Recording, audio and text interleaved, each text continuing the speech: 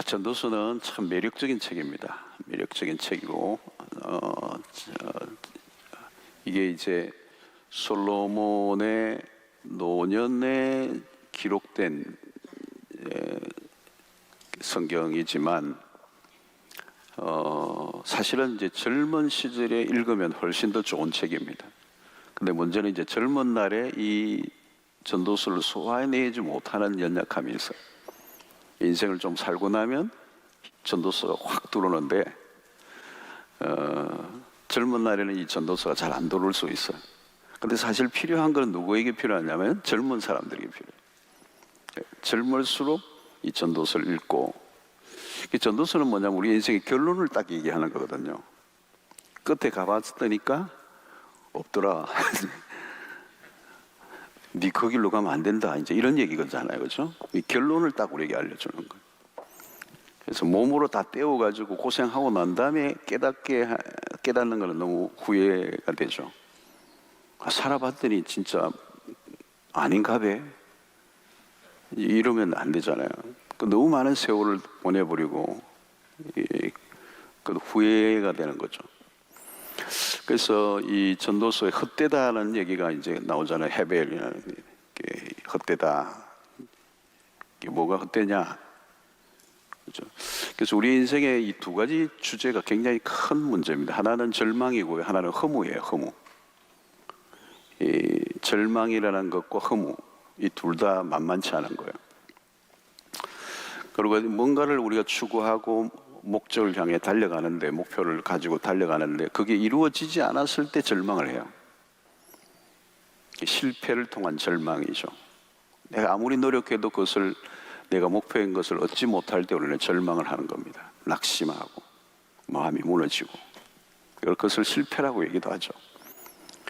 근데 이 절망보다 더 무서운 게 뭐냐면 허무입니다. 허무는 어디에서 오느냐면 내가 목표했던 것을 이루었을 때 비로소 밀려오는 게 그건 거예요. 내가 추구했던 게 이게 아닌데, 그걸 내가 추구하고 그것을 추구하고 붙잡았는데 뭐가 있는 줄 알고 펴보니까 바람을 잡은 거예요. 바람을 잡으려는 것과 같다, 그렇게 얘기하잖아요. 그걸 가지고 일평생 내가 매달렸는데 그 바람을 잡는 것 같은 거예요. 바람을 잡을 수 있습니까? 못 잡죠. 나는 잡은 줄 알았는데 잡히지 않은 거죠. 아무것도 없어요, 손을 펴니까. 그때 뭐가 오는 거죠? 허무가 오는 거. 허무. 아무것도 없더라는 거죠. 내가 찾던 게 없는 거죠. 자, 여기서 이제 여러분 허무가 온다는 거죠. 그 허무는 언제 오죠? 의미가 없다는 거죠. 내가 여기 뭐가 의미가 있는 줄 알았는데 의미가 없다는 걸 깨닫는 거예요. 그러면서 내가 이제 내 안에 허무가 찾아오는데, 여러분 이 허무는 굉장히 강력한 겁니다. 살 의욕이 없어지는 거예요. 이렇게 살려고 하는 의욕이 없어져요. 그러면 미치는 겁니다. 자칫하면 미치는 거고 잘못하면 죽는 겁니다. 인간의 존재를 하나님이 그렇게 만들어 놨어요. 쉽게 만족할 수 없는 존재로 하나님이 만드셨다는 거예요. 근데 내가 하나님의 우리를 향한 그 계획 안에서 만들어진 목적을 따라 살지 않고 내가 만들어낸 그 목표를 따라 살다가 인생에 찾아온 그 허무를 이제 견디지 못하고 이제 혹독한 대가를 치르게 되는 것입니다. 대부분의 사람들이 이것을 간단하지만 몸으로 직접 경험하죠. 대가 지불이 너무 큰 것입니다. 때로는 혹독하죠. 그렇죠? 그런데 우리는 말씀을 통하여 알 수 있다는 거죠. 이 전도서를 잘 읽어보면 답이 나와 있습니다. 이 우리가 경험하지 않아도 이미 충분히 경험한 사람이 우리에게 성경을 통하여서 그것이 무엇인지를 알려주었기 때문에 우리는 몸으로 직접 삶으로 경험하지 않아도 성경 말씀을 통하여서 깨닫고 우리가 가야 할 길을 이제 바로 잡는 것입니다. 그래서 여러분 이 세상의 밑자리에 깔려있는 이 허무, 이것을 우리가 알아내지 못하면 그만큼 후회가 더 크게 되는 것입니다. 그래서 내가 땀을 흘리며 무엇인가를 얻고자 하지만 가만히 질문을 해봐야 되는 거죠. 내가 왜 그것을 구하려고 하는가? 왜 그 길로 가고자 하는가? 왜 그것을 그 목표를 향해 가고 있느냐는 거. 많은 사람들은 뻔한 결론을 향해 다름질을 치고 있는 것입니다. 그래서 누가 무슨 소리를 해도 나는 끝까지 가보겠다는 거예요. 내가 직접 경험을 하고 결론을 맺겠다. 그게 굉장히 미련한 것이죠. 미련한 것이. 여러분, 오늘날 현대인들은 이 허무에 시달리고 있습니다. 어느 때보다도 여러분 땀을 흘려 열심히 일하는 세대예요. 여러분이 요즘 먹고 살기 위해서 얼마나 열심히 일을 합니까? 참 쉽지 않아요. 그냥 새벽부터 밤까지 어떤 때는 많은 것을 희생하면서 뭔가를 목표를 향해 가고 있는데 그것을 이루지 못하는 거. 여러분, 인간은 이 전도서에서도 우리가 계속 알려주는 게 있느냐, 인간은 뭔가를 찾고 있어요. 계속 뭔가를 계속 추구하는 것입니다. 한순간도 가만히 있지 않고 뭔가를 추구하는데 결국은 문제가 뭡니까? 허무에 이제 시달리는 것입니다. 오늘 이 3절에 잠언 1장 3절에 이런 말씀이 있습니다. 해 아래에서 수고하는 모든 수고가 사람에게 무엇이 유익한가? 그죠? 해 아래에서 수고하는 모든 수고가 사람에게 무엇이 유익하겠는가? 수고가 얼마나 많아요, 여러분. 수고가 얼마나 많아요. 참 땀을 흘리고 새벽부터 일어나서 코피 터지게 일을 하고 공부하는 것도 힘들지만 공부를 하고 난 다음에 취직을 하고 취직해서 그 안에 막 버텨내고 직장 생활하고 뭐를 막 만들어내는 이 모든 일들이 너무 힘든 거예요. 마치 베드로의 빈 그물과 같습니다. 베드로의 빈 그물, 밤이 맞도록 수고하였지만 얻은 것이 없습니다. 인간의 실존적 고백이에요. 밤이 맞도록 수고를 하였지만 얻은 것이 없습니다.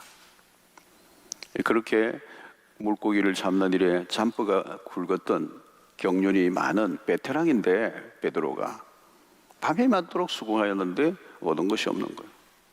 분명히 있을 줄 알았는데 그 밤을 세워서 그물질을 했는데 잡은 게 없는 거예요.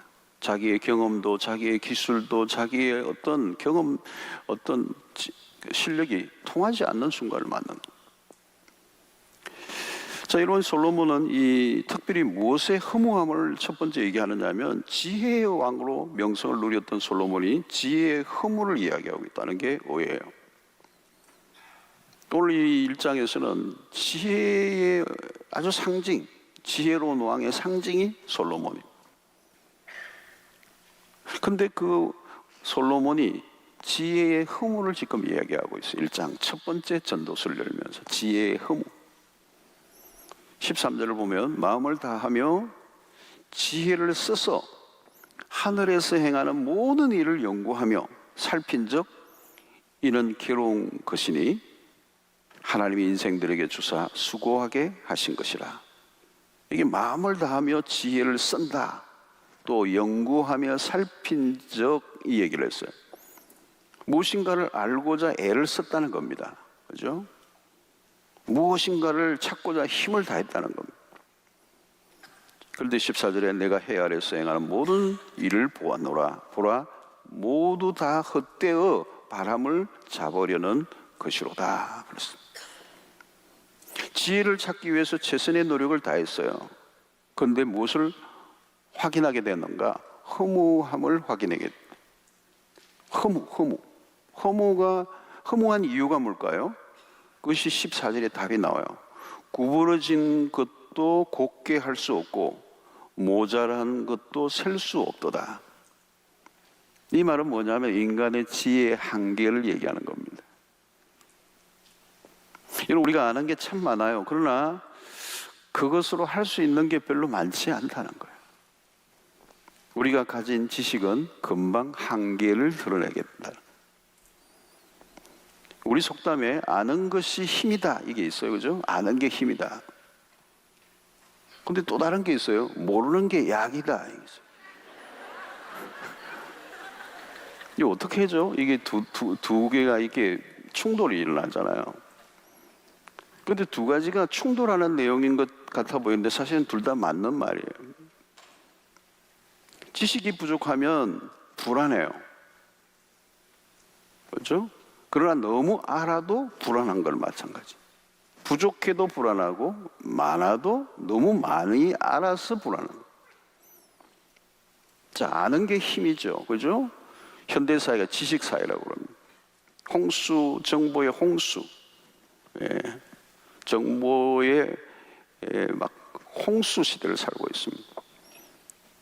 그래서 오늘날 대부분의 사람들은 지식 노동 근로자들이 많아요. 지식. AI 혁명 시대. 인공지능 로봇의 발달. 이게 엄청난 겁니다, 지금. 그래서 이게 여러분, 지금 우리가 많이 여러분들이 대중적으로 우리가 듣고 있는 겁니다. 이 로봇, 인공지능 로봇가 이제 우리의 모든 직종, 직업, 우리의 일자리들을 다 대신할 거예요. 대신할 거예요. 혹시 목사도 인공지능이 여기 나와가지고 오늘은 염려에 대해서 설교하겠습니다 이래가지고 최고의 목사님들이 설교를 다 조합한 설교를 딱 여기서 가장 최적화된 목소리로 굉장히 잘생기고 키도 큰 목사님이 인공지능 로봇가 나와가지고 여러분들이 막 이렇게 한다. 그럼 큰일 나겠죠, 그죠? 제가 설 자리가 없어가지고 큰일 납니다. 새로운 이론들을 끊임없이, 그죠? 끊임없이 어떤 새로운 방법들을 터득해야 살아나는 거예요. 지금 여러분 보십시오. 이 전기 자동차가 이제 막 나오죠. 이제 옛날 막 그 자동차 연구하고 고치던 사람들이 이제 길자리를 잃는 거예요. 기름 주유소 다 없어지는 거지. 우리 교회 앞에 주유소 있는데 주유소 이제 잘 안 돼. 옛날에는 주유소에 있으면 다 돈 벌었는데 이제는 전기로. 여러분 이렇게 지식을 얻기 위해서 엄청난 대가를 지불하죠. 뭐 지식이 그냥 주어지는 게 아니잖아요. 지식이 자본이고 지식이 힘이고 그래서 그 지식을 얻기 위해서 노력하고 막 코피 터지고. 여러분 하버드 아무나 가십니까 여러분, 그죠? 그래서 13절 하반절에 하나님이 인생들에게 주사 수고하게 하신 것이라. 이게 지식을 얻는다는 것은 무엇인가 하는 것입니다. 이게 모르는 게 약이다는 말도 맞는 거예요. 모를 때는 괜찮아서 알면 알수록 괴로운 게 많습니다. 그래서 오늘 18절 우리 학생들이 좋아하는 구절이에요. 이 구절이 지혜가 많으면 번뇌도 많으니 지식을 더하는 자는 근심을 더하느니라. 공부하지 말자는 건가 이게? 이 말은 뭐예요? 식자우환이라는 말 같아요. 식자우환. 요즘 더 그렇잖아요, 여러분. 정보가 너무 많은 거예요. 지식이 너무 많이 많은 거예요. 몰라도 되는 건 너무 많이 알아. 그러니까 알고 싶지 않은데 친절하게 자꾸 알려주니까. 그래서 요즘도 유튜브도 그런 거 있더라고. 건강에 대해서도 진짜 많이 나와서 꼭 보게 만들더라고. 아침에 절대 먹으면 안 되는 3가지 딱 일어나더라고. 이게 뭐지? 안 볼 수가 없어. 안 볼 수가 없어. 읽고 나면 에이 아는 거네. 그러니까 모르면 병원에 가서 의사가 말하는 대로 지시에 잘 따라요. 옛날에는. 근데 요즘은 의사분들이 너무 하기 힘들대요. 이미 그 분야에 막 모든 걸 다 알고 오는 거예요. 의학 지식까지 다 읽고 오는 거예요. 뭐라고 얘기하면 선생님 그거 아닌데요. 그럼 왜 왔어요 병원에, 그죠? 요즘 환자들이 말을 잘 안 듣는다는 거예요. 예. 우리 의사에게 설명을 막 해주려고 하는 겁니다. 그래서 열심히 진찰을 해줬는데 나중에 나가면서 하는 말이 내 병은 내가 압니다. 이 현대인들이 너무 많이 알아서 병이에요. 그리고 쓸데없는 것을 너무 많이 알고 있다. 안 알아도 될 것들을 너무 많이 알고. 여러분 성경 공부도 그렇습니다. 잘 모를 때는 아멘 아멘 이렇게 해요. 근데 좀 배우고 나니까 목사님 그거 조금 문제가 있는 것 같은데요. 막 분석을 하는 거예요. 아멘 안 해요. 아멘 노멘. 이 신학자들도 마찬가지입니다. 여러분 성경을 연구하다가 연구가 너무 깊어져서 성경을 비평합니다. 그래서 자유주의가 나온 겁니다. 자유주의 신학이 그냥 나온 게 아니고 인간의 이성 학문화된 거예요. 신학을 학문화한 거예요. 그래서 점점 이 성경을 난도질하기 시작한 자유주의가 나온 겁니다.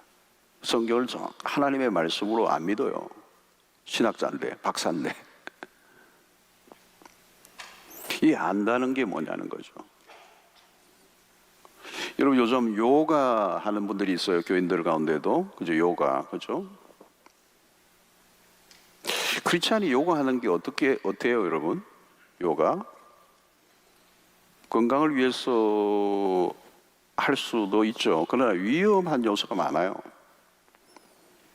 요가라는 말의 뜻이 뭐냐? 절대적 존재와 연결되어 하나가 된다는 거예요. 절대적 존재가 뭘까요? 하나님 아니겠죠? 요가니까. 이 안에는 뭐가 있으면 불교, 힌두교 등과 같은 종교적 초월적 명상이 다 들어가 있는 거예요. 그 단어들 보세요, 여러분. 그게 종교적인 용어들이죠. 단순히 건강의 문제로만 끝나지 않는다는 거예요. 육체와 정신은 분리되어 있지 않아요. 그러니까 내 건강을 위해서 하는데 그 영혼까지, 그죠? 영향을 받고 있다. 그래서 건강이라고 해서 몸만을 신경 쓰는 것이 아니라 정신적인 것을 분리시킬 수 없어요. 그러면 결국은 종교가 들어가는 거예요. 운동인데 몸을 건강을 위해서 하는데 종교가 들어가는 거예요. 그래서 요가의 몸 동작 하나하나가 신적인 존재를 모방하는 얘기가 되는 거예요. 단전호흡도 마찬가지예요. 단전호흡. 깊은 숨을 쉬고 몸을 자유하게 함으로 진정한 자아에 이르고 우주적 합의에 도달하느냐, 이런 거란 말이죠.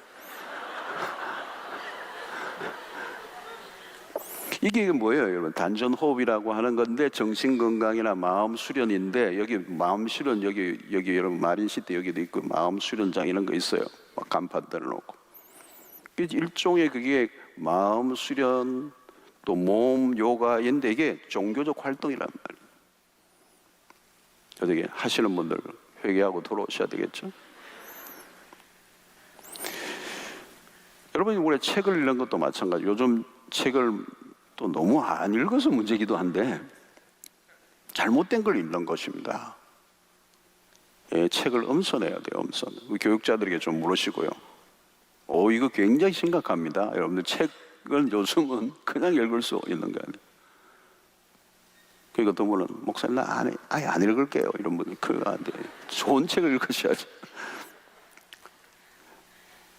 이게 특별히 여러분 어떤 책도 그렇습니다. 그 책이라는 건 엄청난 겁니다. 그 작가의 정신 세계와 만나는 거잖아요. 교감하는 거예요. 그 책의 영향을 받으면 정신 세계가 완전히 그 안에 하나가 되는 거예요. 하나 되는. 굉장한 힘이 있는 겁니다. 그래서 몇 권 그 저자의 책을 계속 읽다 보면 그 작가의 정신 세계에 빠져들어가는 거잖아요. 그걸 내가 허용하겠다는 거예요. 물론 뭐 비판적으로 읽을 수도 있지만 읽다 보면 영향을 받게 되는 거예요. 여러분 오늘날은 이 특징이 뭐냐면 믹스가 많아요. 믹스. 커피만 믹스가 있는 게 아니에요. 종교적 믹스가 많아요. 싱크리티즘이라고 그래요. 혼합주의 또 다원주의 이런 겁니다. 뒤섞어 놓았기 때문에, 그리고 뭐가 약간씩 가미된 것도 있고 완전히 뒤섞어 놓은 것도 있는데 분별하기 어려워요. 여러분. 이미 기독교 내부에서도 분별하기 굉장히 어려워요. 저도 분별하기 어려운 것들이 많아요. 들어보면 다 좋은 소리예요. 그러나 이런 것들 안에도 뭐예요? 오늘날 우리 안에 많이 들어와 있는 게 뭐예요? 뉴에이지 사상들이 많이 있죠. 뉴에이지 신흥 종교예요. 이게 일반적으로 모든 세계 안에 지금 서구의 기독교 안에도 깊이 들어와 있는 거예요.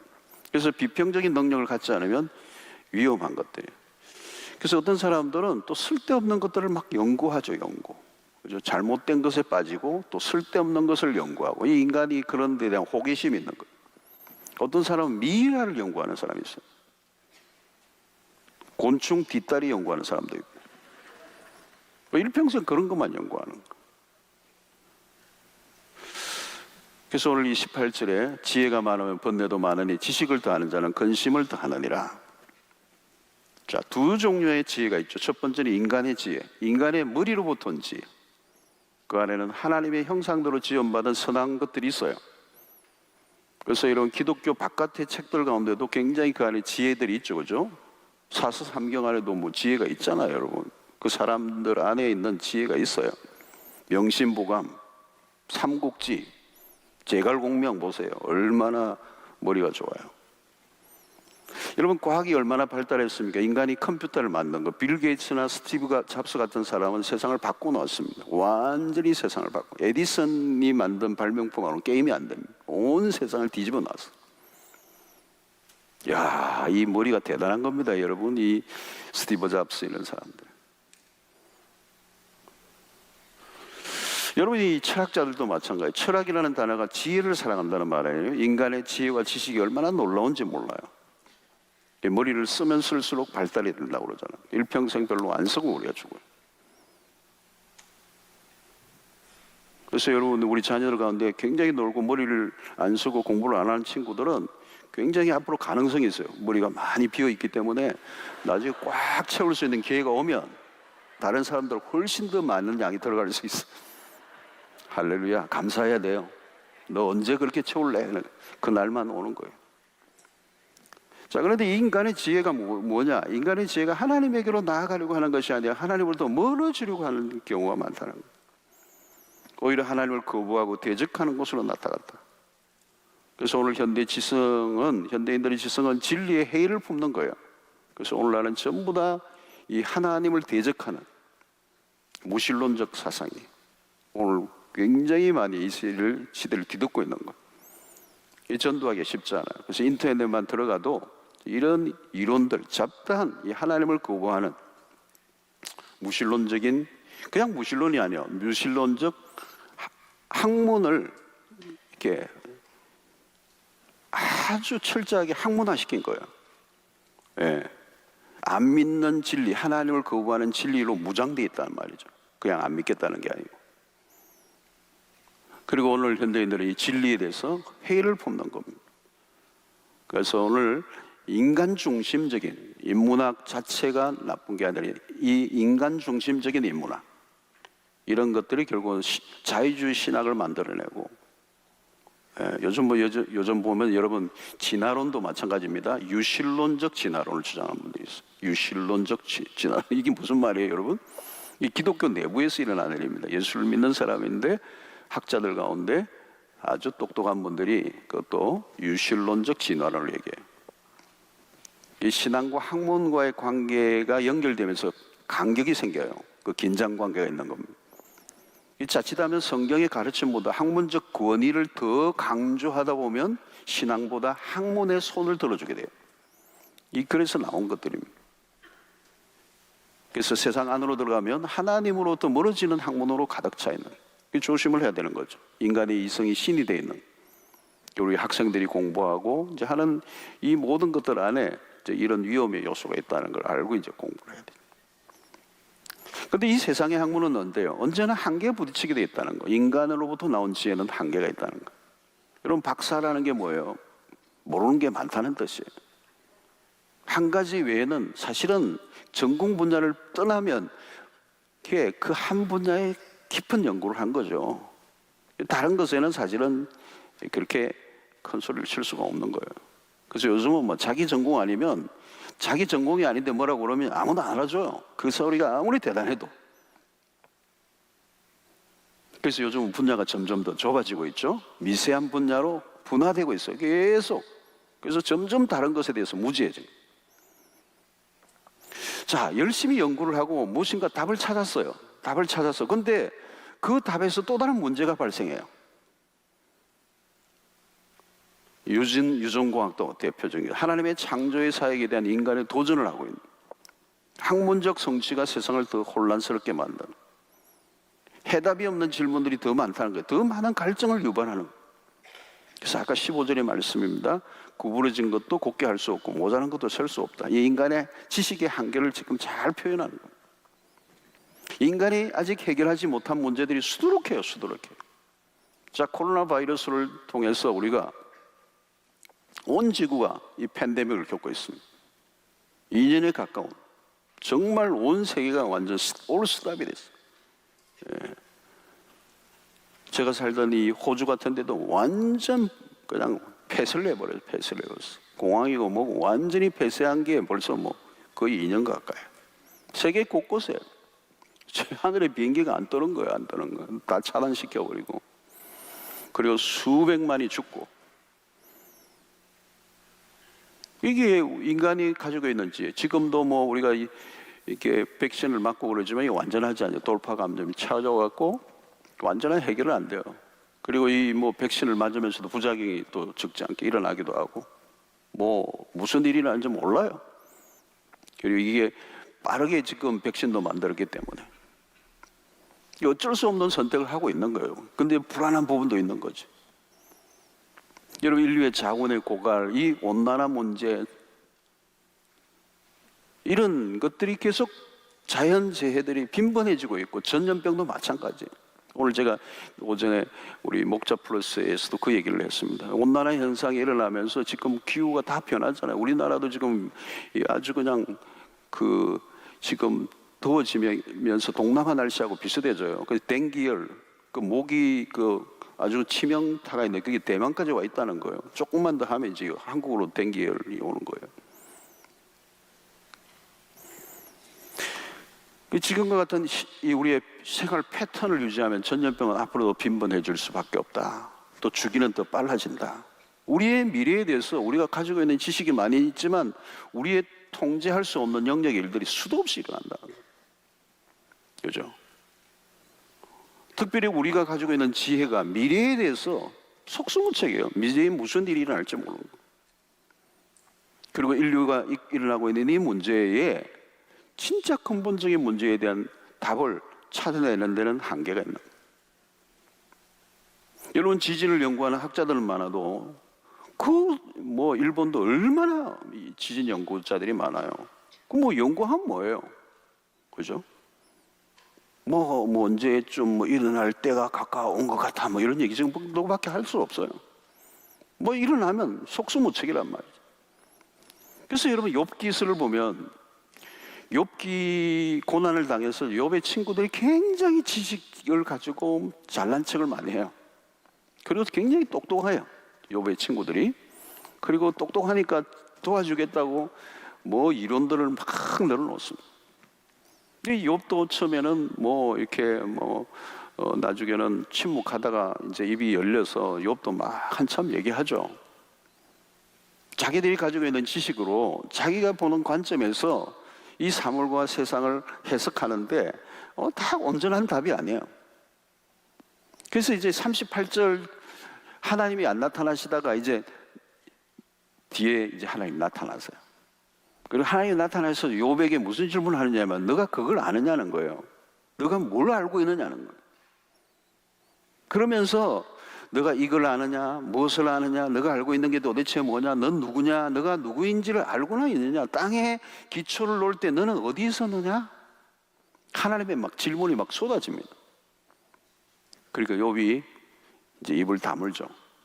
하나님의 그 지혜, 쏟아져 나오는 그 지혜 앞에 완전히 무릎을 꿇고 자신의 무지를 인정하고 자기의 한계를 인정하고 회개하게 됩니다. 그게 이제 욥기서를 마무리하는 것입니다. 여러분, 이것이 우리의 인간의 한계입니다. 우리가 가지고 있는 이 지혜의 한계, 우리가 아는 것으로는 정말 우리의 인생에 일어나는 근본적인 문제를 해결할 수 있는 능력이 우리에게 없다는 거예요.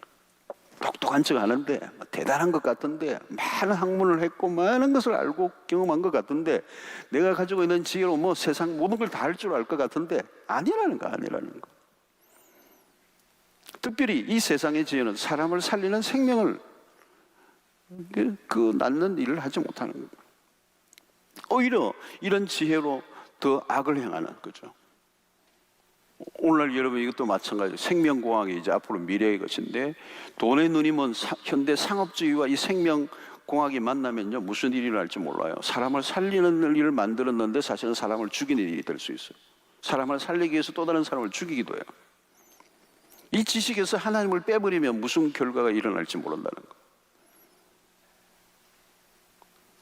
그래서 우리가 진정한 이 지혜, 참된 지혜, 인간의 지성이 세례를 받지 않으면 무슨 흉기가 될 수 있다. 그래서 진정한 지혜는 위로부터 오는 것이다. 하나님이 주신 지혜. 그 지혜는 반드시 하나님에게로 연결돼야 된다. 그래서 지혜를 가지면 가질수록 하나님을 더 알아가고 하나님에 대한 경외심에 더 빠져가야 그게 진정한 지혜라는 것. 신앙을 가진 과학자는요, 과학을 하면 할수록, 연구를 하면 할수록 하나님에 대한 예배에 빠지게 돼 있어요. 그래서 여러분, 이 천계를 연구하는 천체 연구가들, 이들은 크리스찬이 많아요. 미국의 나사 항공국에도 있는 학자들이, 과학자들이, 최고의 학자들이죠. 과학자들이죠. 크리스찬들이 많다는 거예요. 실제적으로 높은 통계를 갖고 있고, 그리고 우주선을 만들고 난 다음에서도 그들은 예배하고, 우리가 최선을 다했지만 결국은 이 모든 것에 대한 것은 결국은 하나님의 영역이 있다는 것을 인정하고 그분 앞에 무릎을 꿇고 예배를 드리는, 이 나사에서 독특한 일들이 일어나는. 그래서 과학자는 연구실이 곧 예배실이에요. 예배실. 정말 이 우주 만물 모든 세상의 원리를 연구하면 연구할수록 그 본래 만드신 하나님에 대한 경외심이 일어나서 손을 들 수밖에 없는 거예요. 이 인체의 몸을 한번 연구해도 마찬가지예요. 인체의 이 신비함이 놀라운 거예요. 어떻게 이렇게 만들어 놓으셨는지 신묘막측한 거예요. 신묘막측. 이것을 발견하면 발견할수록, 연구하면 할수록 하나님을 바라보는. 그래서 진정한 지혜는 하나님을 만나게 되고 또 하나님의 관점에서 모든 것을 보게 만드는 거예요. 그래서 하나님의 안목을 갖고 살아간다는 거예요. 여러분, 사업을 하더라도 그 하나님의 안목을 가지고 살아가는 사람들은 돈의 그 유혹에, 욕망에 빠지지 않는다는 거예요. 빠지지 않는다. 하나님의 관점 속에서 돈을 어떻게 다룰 것인가를 보는 거예요. 그래서 하나님을 먼저 만나고 돈을 벌어야지. 하나님도 만나기 전에 돈을 벌면 돈의 관점에서 모든 사물을 판단하고 해석하는 일들이 나니까 돈에 빨려 들어가는 거예요. 돈에 미쳐버리는 거예요. 이 광기 어린 삶을 살게 되고 그 돈에 끌려가다 보면 그 인생이 망쳐버려요. 그러나 하나님을 발견하고 그리고 하나님의 관점 속에 돈을 바라보면 그 돈을 어떻게 다룰 것인가를 하나님으로부터 지혜를 얻게 되는 거예요. 그런 사람은 돈에 절대 빠지지 않아요. 돈에 말려들지 않는다는 거예요. 돈에 미칠 이유가 없어요. 그래서 경영이라는 것도 하나님을 믿는 사람의 경영의 지혜와 세속적인 경영자가 가지고 있는 지혜는 전혀 다른 거예요. 세속적인 경영자는 돈이 목표예요. 그런데 하나님을 믿는 경영에는 그 지혜를 통하여 그 모든 경영이 하나님에게로 돌아가게 하는. 예. 그러니까 여러분, 금방 돈을 빨리 버는 사람은 세속적인 경영이네요. 근데 결국 망해요. 그러나 하나님의 지혜를 얻은 사람들은 지금 당장은 망하는 것 같고 잘 안 되는 것 같은데 어때요? 길게 보면 결국은 승리하는 것입니다. 그래서 하나님으로부터 온 지혜는 윤리성이 있는 거예요. 왜? 하나님을 두려워하기 때문에. 그리고 내가 가지고 있는 경험, 이 지식을 가지고 내 마음대로 내 목표를 이루기 위해 쓰는 게 아니고 하나님의 목적에 맞게 내 모든 지혜를 사용하고 그 하나님의 지혜로 얻어낸 결과도 하나님께 돌려드리는 방식으로 살아가기 때문에 롱런할 수밖에 없다. 모든 세상의 원리와 이치가 하나님에 의해서 만들어졌기 때문에 그 말씀 안에서 지혜를 얻고 그 방식대로 살아가면 반드시 하나님께서 책임을 져주시죠. 그래서 솔로몬은 이 지혜가 어때다라고 할 때 이 지혜가 바로 세상적인 지혜를 말하는 거예요. 하나님이 없는 지혜. 자, 그러면 우리는 지혜를 얻기를 포기할 것인가? 그렇지 않다는 거예요. 우리는 지혜를 얻어야 돼요. 근데 그 지혜를 얻고자 하는 목적이 뭐냐는 거예요. 목적이 뭐냐. 이게 굉장히 중요해요. 왜 공부를 하느냐? 그렇죠? 질문해 봐야 돼요. 단순히 지식을 쌓기 위해서 그게 목적이라면 그건 의미가 없다는 거예요. 그러면 그 사람은 교만을 쌓고 있는 거예요. 공부를 하면 할수록 더 교만해져요. 그리고 그 학문으로 그 지식으로 사람들에게 회로를 줄 가능성이 많아요. 자기 자신을 위하여 공부하면 안 된다는 거예요. 자아도취적인 사람들이 될 수가 있어요. 그리고 우리 문화 안에는 나르시스트들이 많아요. 자기 자신에 흠뻑 빠져 살고 있는 거예요. 그렇죠? 자기 자신에게 막 도취되고 막 자기가 자기에게 감동받고, 외적인 아름다움을 가꾸는 것도 마찬가지예요. 피트니스 센터에서 열심히 몸을 가꾸어요. 그리고 자신의 모습에 막 자기가 몰입되고 막 감탄하고 만족하고, 몸의 욕구에 끌려 살아가는 거예요. 그것은 결국은 허무에 이르게 된다는 거예요. 여러분, 그런 거 있죠? 아름다운데 허무한 거 있어요. 이해가 될까요? 되시나요, 여러분? 왜 허무하죠? 그 몸은 풀의 꽃과 같기 때문에 그래요.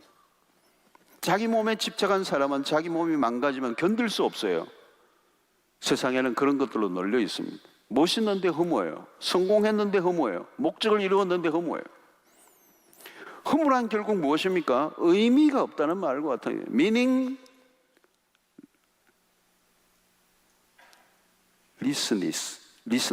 이게 발음이 어렵네요. 의미 없음. 이 의미 없다는 건 여러분 미치는 거예요. 작은 주제가 아닙니다. 왜 미치죠? 의미 없음이 반복될 때. 그건 고통입니다. 고통. 몸이나 마음이 아픈 정도가 아닙니다, 여러분. 몸 아픈 거 마음 아픈 정도가 아니에요. 이 의미 없음, 이 허무는요, 존재 전체가 고통하는 거예요. 그래서 어떤 사람은 자신의 삶을 마감하는 거예요.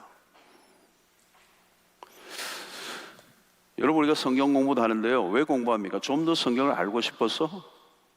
왜 좀 더 알고 싶은 거죠, 여러분? 성경을? 여러분, 성경 공부하시는 분들 그 성경 공부의 목적을 분명하게 하셔야 돼요. 요즘 우리가 많이 배우잖아요. 왜 성경 공부를 하느냐? 성경을 좀 더 알고 싶어서 그러더라고요. 모르니까. 왜 성경 공부하세요? 그러니까 좀 더 알고 싶어서 그러더라고요. 그래서 왜 좀 더 알고 싶은데? 그러니까 모르니까 창피하더라고요. 뭐 이런 분도 계세요. 어느 정도로 교회를 다니니까 알고 싶어서, 지적 욕구에 의해서, 자기 만족을 위해서. 여러분, 그러면요, 얼마든지 다른 목적을 가질 수 있어요. 아무리 성경 공부라도 독이 될 수 있어요. 방향이 없는 성경 공부는 선악과를 먹는 결과를 만들어낼 수 있어요. 지혜롭게 할 만하게 보였던 선악과를 먹는 인간은 자신을 드러내고 자랑하는 것을 위해 지혜를 얻고자 하는 거예요. 하나님으로부터 떠나는 겁니다. 그 끝이 뭐예요, 여러분? 그 하나님을 떠남으로 인하여 얻어낸 그 선악과를 통하여 얻어낸 지식은 결국 뭘로 가요? 허무함으로 간다는 거예요. 그 아는 지식이 사람들을 판단하고 정죄하고 죽이는 수단으로 사용됐다는 거예요. 그 생명나무를 먹은 게 아니에요. 사망의 열매를 먹은 거예요. 하나님을 더 알아가고, 그 알아감이 나만이 아니라 다른 사람들을 그곳으로 이끌어 주어야 한다는 거예요. 그것이 생명의 열매를 맺는 거예요. 생명을 맺는 지식이 되어야 된다는 거예요.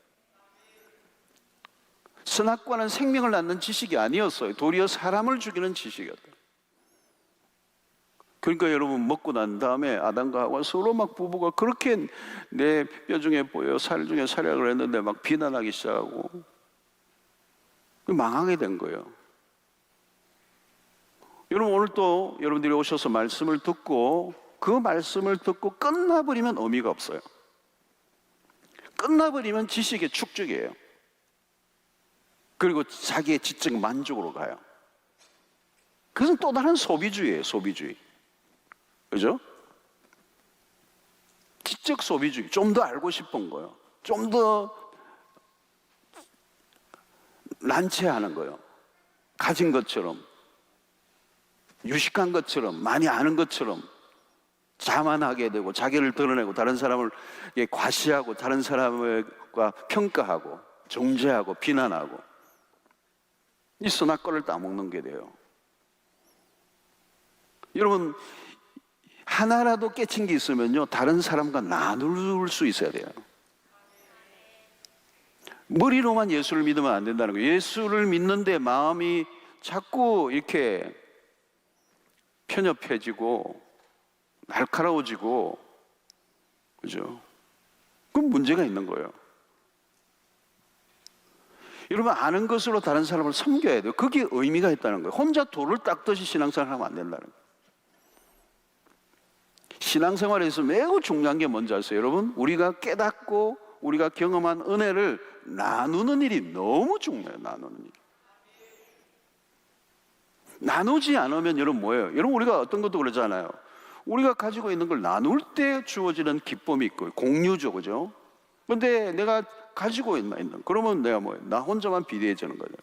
그러면 그게 비만이에요, 비만. 그게 오늘날 소비주의에 주어지는 굉장히 중요한 패턴이란 말이에요. 그게 지적인 것뿐만 아니라 우리의 삶의 모든 영역에 해당되는 거예요. 그래서 우리는 하나님을 조금이라도 더 경험한 것이 있으면 뭐예요? 나누어야 돼요. 기도 응답이 무엇입니까? 하나님을 경험한 거잖아요. 기도 응답 받았다면 하나님을 경험한 거예요. 여러분, 하나님을 경험하는 것이 가장 좋은 것 중에 하나가 기도 응답이에요. 하나님이 내 기도를 들으셨다. 하나님은 살아계시구나. 하나님은 선하신 분이시구나. 하나님은 내 모든 그런 고민과 아픔을 아시고 들으시는 분이시다. 내 기도를 들으신다. 하나님 살아계신다. 이거 경험이잖아요. 하나님을 경험한 거잖아요. 그러면 하나님을 경험하지 못하고 매우 신앙이 답답하고 어려워져 있는 성도들을 만나면 내가 경험한 하나님을 나누어야 된다. 그 나누는 게 뭐예요, 여러분? 간정이라고 하는 거잖아요. 뭐 간정은 여러분 뭐 어떤 특수한 사람만 하는 게 아니에요, 여러분. 우리가 경험한 것, 내가 깨달은 것, 내가 이 말씀대로 이렇게 살았더니 이런 일이 일어났습니다. 형제님과 함께 나눌 때에 그 믿음이 없던 그 사람이 그 간증을 들으면서 믿음이 활성화되게 하는, 그도 살아나게 하는 거예요. 살아나는 거예요. 그래서 이런 간증에 매우 중요한 것은, 간증을 할 때 조심해야 되는 것은 자기 자랑이 되면 안 돼요.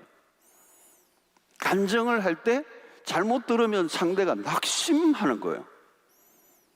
왜 간증하죠? 첫째는 하나님께 영광을 돌려야 되지만 그 간증은 섬김이어야 된다. 섬김이어야 된다.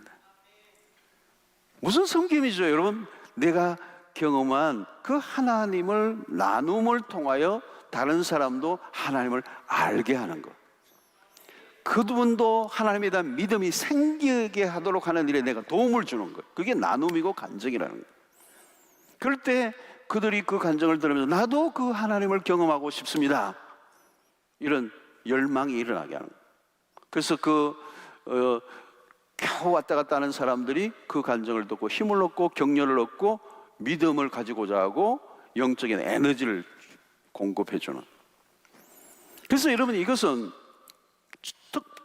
우리가 가지고 있는 이 지혜가, 하나님으로부터 온 지혜는 결국은 섬김으로 가야 되고 다른 사람의 영혼을 살리는 곳으로 이어져야 된다는 거예요.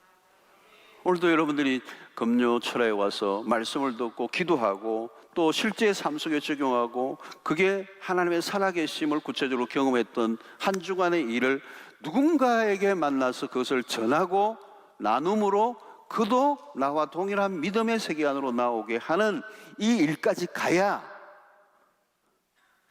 이제 제대로 된 신앙생활이 되는 거고, 그게 제대로 된 알미라고 하는 거예요. 알미, 제대로 된 지식이라는 거예요. 그게 하나님으로부터 온 지혜가 어떻게 쓰여져야 되는가를 가르쳐주는 거예요.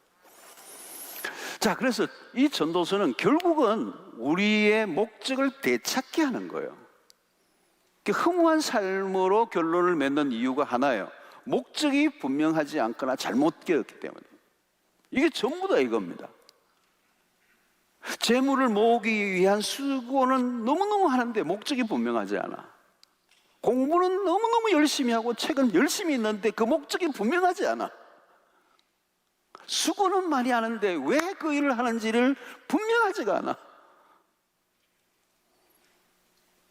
그러니까 여러분, 돈을 모으는데 돈을 버는데 그 목적이 분명하지 않으니까 돈을 벌고 난 다음에 허무에 빠지는 거예요.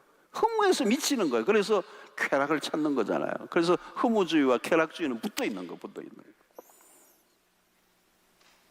돈 벌고 나서 이상한 대로 막 헤매는 거예요. 사람이 그냥 돈 가지고 어떻게 주체를 할 줄을 모르는 거예요. 그 내가 돈을 가졌는데 만족이 안 오는 거잖아요. 그러니까 쾌락을 찾는 거예요. 돈으로 막 쾌락을 사는 거예요. 그 쾌락이 뭐예요? 지난 주일날 제가 이 금요 철학 때 설교했던 것처럼 순간적인 만족이잖아요. 짜릿함, 그까지 그 쾌락을 추구하면 별짓을 다 하다가 나중에 안 가면 마약까지 가는 거잖아요. 그 마약은 그냥 한 방만 넣으면 그냥 한순간에 뻥 가니까. 그 서구 사회가 전부 다 그 판이잖아요. 뭐 마약이 그냥 쳐들려 있죠. 우리 한국도 지금 많이 들어와 있습니다. 그 허무에 빠지는 거예요. 여러분, 돈이 할 수 있는 일이 많아 보이지만 돈이 할 수 있는 것은 지극히 제한적인 거예요. 여러분, 우리의 믿음의 세계에서 눈을 보면요, 돈은 정말 할 수 있는 일이 별로 없어요. 정말 하나님의 사람들이 은혜를 받았을 때 그 돈의 목적이 분명히 생길 때 돈은 의미를 가지지. 여러분, 돈이 우리의 인생에 중요한 것을 건드리지 못해요. 돈이 무슨 우리가 만족을 주나요? 만족 못 줘요, 여러분. 하나님이 그렇게 안 만들어 놓았다는 거예요. 하나님이 그렇게 만들어 놓았으면 되는데. 휘발유를 채워야 하는 자동차는 휘발유를 채워야만 가요. 아무리 보석을 집어넣어도 그 연료통에 차가 가나요? 안 가잖아요. 휘발유를 넣어야만 갈 수 있도록 만들어요. 그러니까 인간은 다른 것으로는 채워지지 않도록 하나님 만들어 놓았기 때문에, 만든 분이 그렇게 만들어 놨어요. 돈이 평안한 마음을 줍니까, 여러분? 불안한 사람에게 돈 탁 주니까 평안이 받고 왔더라. 평화로다. 하나님의 선물로 누리셔야 돼요. 그래서 제가 자주 그러잖아요. 나무를 콩나물 먹으면서도 그게 향을 느끼고, 그냥 반찬 하나하나 내 입에 씹히는 그 쌀 한 톨도 그 하나님이 우리에게 내려주신 선물로, 경이로움으로 감사합니다. 그렇죠? 여러분, 선물이라는 것은 누구로부터 온 것이에요. 나에게 있는 게 아니었어요. 선물이라는 건 뭘까요, 여러분? 누구로부터 받은 거예요. 오늘 내 삶이 선물이라면 누가 주신 거예요? 하나님이 주신 거예요. 이 몸이 선물이에요. 누구의 선물이에요? 하나님이 주신 선물이에요. 걸작품이에요. 포에마, 마스터피스. 오늘 집에 가서 여러분들, 와, 하나님의 선물. 어떻게 눈이 이렇게 생겼지? 하나하나를 여러분들 감탄하셔야 돼요. 하나님 안에서 발견한 삶은 모든 게 선물이에요. 그저 주어진 게 하나도 없어요. 먹고 마시는 것들이 선물이에요. 수고함으로 누리는 일상 하나하나가 다 선물이에요, 선물. 오늘도 우리 조수빈 씨의 그 유명한 그 곡을 하나 듣는데, 이야, 목소리가 어떻게 이렇게 깨꼬리를 하는데, 와,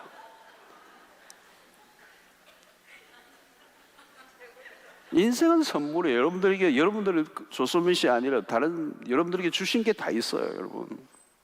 여러분들만이 가지고 있는 독특한 하나님이 주신 나만이 있는 게 있어요. 우리의 몸, 우리의 지식, 우리의 재능, 가지고 있는 재물, 내가 갖고 있는 모든 것은 하나님이 주신 것들이에요. 선물이에요. 선물은 받은 사람이 해야 될 것은 뭐예요? 첫 번째는 누리는 거예요. 선물을 받았으면 누려야지. 집에 넣어요? 누리셔야죠. 인조이 하셔야죠. 두 번째 뭐예요, 여러분? 그 선물을 받은 자로서 해야 될 것은 땡큐 하는 거예요. 하나님 감사해요. 감사해요. 여러분들, 지금 나에게 주어진 것이 하나님의 선물이라고 한다면 우리가 해야 될 건 뭐예요? 땡큐예요. 정말 감사하는 사람이 누릴 수 있어요.